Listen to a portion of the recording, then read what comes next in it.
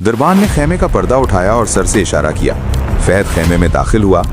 उसने मौसल से यहाँ तक कहीं रुके बगैर मुसाफत तय की थी। उसका चेहरा उतरा हुआ था, होंठ खुश्क थे और आंखें बंद हुई जा रही थीं। जासूसी और सुराग रसानी के महकमे का सरबराह हसन बिन अब्दुल्ला खेमे में मौजूद था।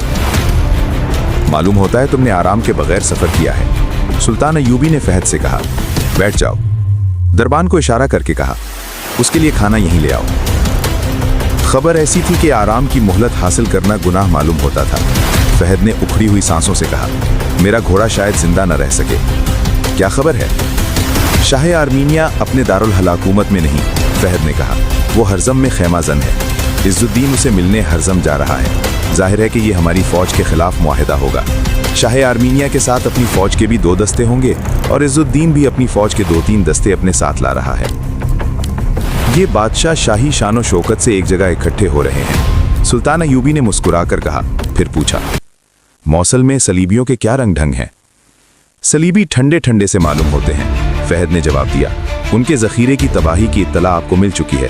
हमने वहां के लोगों के दिलों से पहले दरवेश का वहम और फरेब निकाल दिया है। शाह आर्मीनिया और इज़्ज़ुद्दीन की हरजम में मुलाकात के मुतल्लिक तुम्हें कहां से इत्तला मिली है? सुल्तान अयूबी ने पूछा।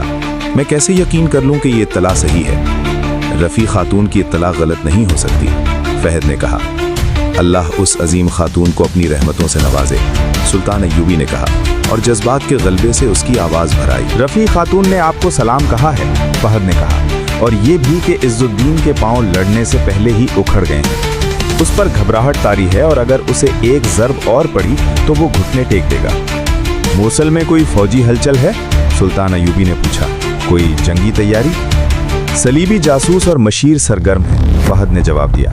कोई जंगी तैयारी नजर नहीं आती। इज़्ज़ुद्दीन सलीबियों से जिस किस्म की अयानत मांग रहा है वो आपको अच्छी तरह मालूम है। शहर में हमारे आदमी पूरी कामयाबी से अपना काम कर रहे हैं और रफ़ी खातून और उनकी बेटी शम्सुन्निसा की कोशिशों से किले और महल के अंदर का हर गोशा और हर राज हमारी नज़र में है। सद आफरीन मेरे दोस्त, सुल्तान अयूबी ने उठकर उसके गाल को थपथपाया और कहा, तुम्हें मालूम नहीं कि तुम जो इत्तला लाए हो वो कितनी कारामद और कीमती है। मुझे उम्मीद है कि नौजवानों का अब इतना खून खराबा नहीं होगा जितना गालिब था।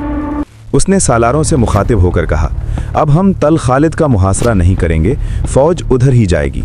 छापा मारों का सिर्फ एक दस्ता मेरे साथ हरजम की सिमत जाएगा। हरजम एक खूबसूरत जगह थी।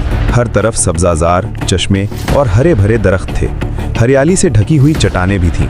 इस खित्ते को कुदरत ने तो हुस्न दिया ही था, आर्मीनिया के बादशाह ने उसे आकर जन्नते अर्जी बना दिया।